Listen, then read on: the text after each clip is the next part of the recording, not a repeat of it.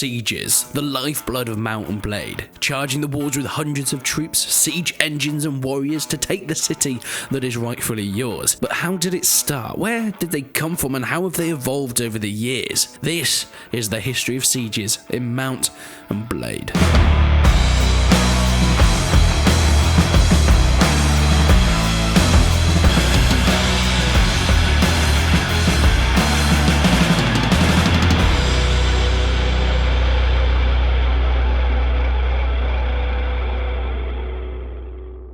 The first possible version of Mount and Blade that I can find is within a small demo that went by the name of Warrider. Now, as far as I know, there is in fact earlier versions of that, but they're not necessarily named and there's very little information actually about them. Now, I have made a couple of videos on the past about Warrider, but to give you a bit of context, it's an incredibly early demo that was made to show fans what Armageddon was working on, to try and build some sort of player base and hype the beta release of Mount and Blade.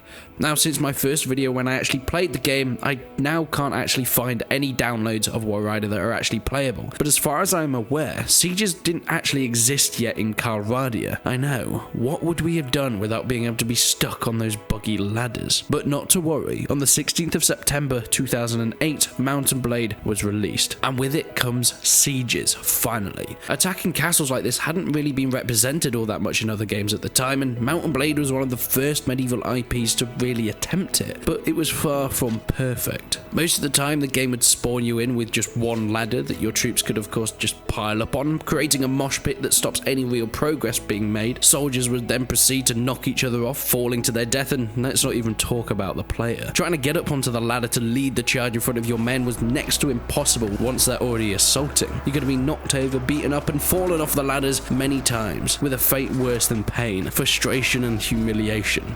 This wasn't the only option though when it came to sieges in the original Mount and Blade. This is where we first saw siege ramps, a scaling tower that could be pushed up on its wheels to the enemy's walls by your troops and offer a slightly better chance of getting your men up onto the battlements. However, this came with its own issues. Because the AI would have to push these ramps up themselves, most of the time, especially in early versions of 2008's Mount and Blade, the AI would fail to even attempt to go for the wheels, and even when they did, they'd just get stuck under it or bug out at the bottom. It was a mess, granted, but hey, it's all we had back then, and it built the foundations of what we got later on down the line. Speaking of later down the line, in 2010 taleworlds released Mount and Blade Warband, and with it came new factions, upgraded graphics, way better UI, and of course bigger battles. Despite all the additions that came in the later game, Warband didn't actually add all that much to the sieges than we already had in the Mount and Blade from 2008. It just made it a tiny bit less rage inducing. The problem came with these bigger battles though, because they caused issues in themselves. For every bug that Warband sorted from the original, it was just cancelled out by the much bigger battles and the more troops that were on the battlefield. For example, if taleworlds went to fix troops getting stuck on ladders, they then went and added more troops into the game itself, making more troops get stuck. It was just a never-ending cycle of patching a bug and then finding new ones. However, Warband did help by adding some additional options when sieging a castle, but it wasn't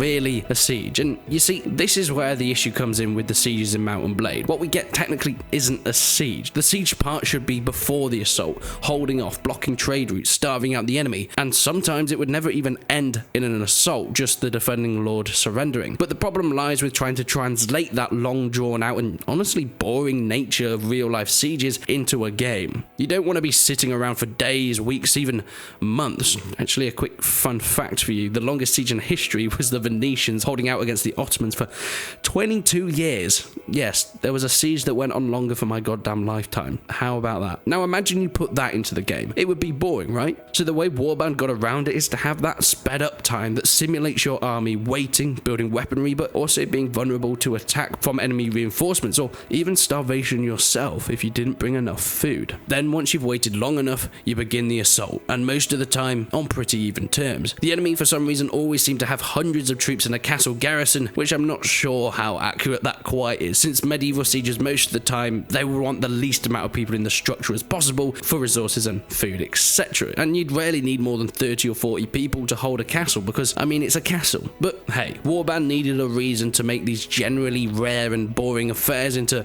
massive, awesome medieval battles, and that's how we got the sieges that we play and love today. Warband was also the introduction to multiplayer, and with it, big multiplayer sieges. And if you were going to play public multiplayer, God help your soul, this is where the fun would be at. Players could actually push up siege weaponry with some sort of cohesion, forming ranks on the walls to fire down volleys of arrows, and of course holding the inner gates that could now be battered down with the axes of the attackers. We also see a start to the modding scene in Warband sieges, with modded servers like Mountain Siege bringing in more weaponry such as trebuchets, catapults and the like, with destructible parts in the walls and even fun things like hot air balloons that players could use to fly over the walls to their doom. Whilst it was all a bit silly and just mostly for fun, a lot of what we actually saw in these modded servers was picked up upon by taleworlds and would make a return in the later additions to the franchise. Speaking of later editions, Mount and Blade with Fire and Sword was the first time gunpowder was seen in these games, and this changed the way sieges were played out somewhat. Because of the change of time period, they were smaller, mostly because getting up close and personal was much less likely due to the fact that the enemy would probably have a gun aiming at your face during this time. Whilst it wasn't the biggest overhaul ever, there are some cool new additions, like walls built for troops to be able to easily form ranks and shoot from, and of course being able to plant explosives and blow breaches in the structure. This was ever expanded upon with the DLC that came out in 2012, Napoloenic Wars,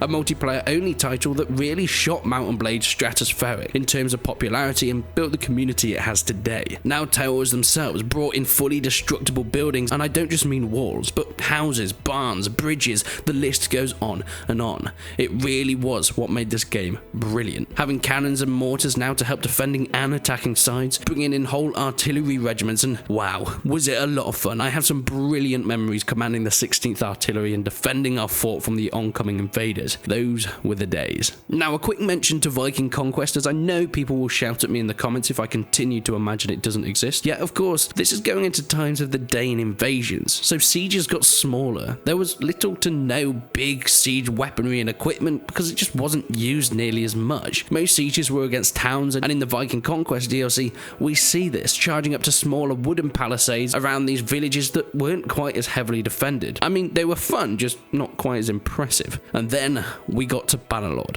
Perhaps the biggest overhaul of sieges that we've seen in the franchise, and I think it was probably for the best. As you know, I'm one of the biggest Mount and Blade fans out there because, I mean, if I wasn't, this channel wouldn't exist, since for the first 4 years of it, I pretty much only talked about and played Mount and Blade on here. However, because I love it, that doesn't make it perfect. I think it's a pretty community-wide consensus that the sieges are still a bit messy, to say the least. Fun, but messy. Now remember how I said earlier that taleworlds would try out some of the modded things later in their installments? Well, Bannerlord is where this came into fruition big time. Now the fast-forwarded time when you start a siege on the world map is actually useful. You can start physically building your siege engines and having them fight out against a defender, duking it out to try and destroy as many catapults and wall ballistas before you begin your assault. Or if you get really lucky, you can even make a breach in their wall. But alas, most of the time you're just going to be building your siege engines and then putting them back into reserve so they're not destroyed and you can actually use them in the assault. But Bannerlord was the first time we actually saw some good looking destruction in the games, knocking down crenellations in the battles and of course battering down the gates with your rams. The defenders also now have more options with siege weaponry of their own, like the mighty firepot catapult, burning anyone that's standing a little too close to one another, or if it's more your thing, just pick up the catapult ammo with your hand and drop it on the heads of your enemies. Unfortunately, whilst all these additions did wonders for the spectacle, taleworlds still haven't quite managed to code AI to use siege equipment efficiently, especially in early versions of the game. Bannerlord's AI would just get trapped and slaughtered at the bottom of ladders,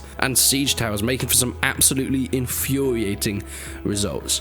Is this what you're meant to be? What are you doing? Like, I'm here! Oh, it's so messy, this game. Sieges are terrible. Everything else in this game is brilliant, but sieges are literally the most terrible thing in the world. Unfortunately, as I said, the siege tower's glitched, so they can't actually get up it. It is somewhat being fixed, but is still not perfect. However, with the inclusion of wall destruction in the base vanilla game now, I can't wait to see what modders can do to take it even further. But I guess we're just going to have to wait to find out. Do you think that taleworlds have done enough to keep their sieges interesting, or do they still need a lot of work? Leave your opinions down below, but leave a like on the video if you enjoyed it, leave a dislike if you didn't. But until then, I will see you in the next one.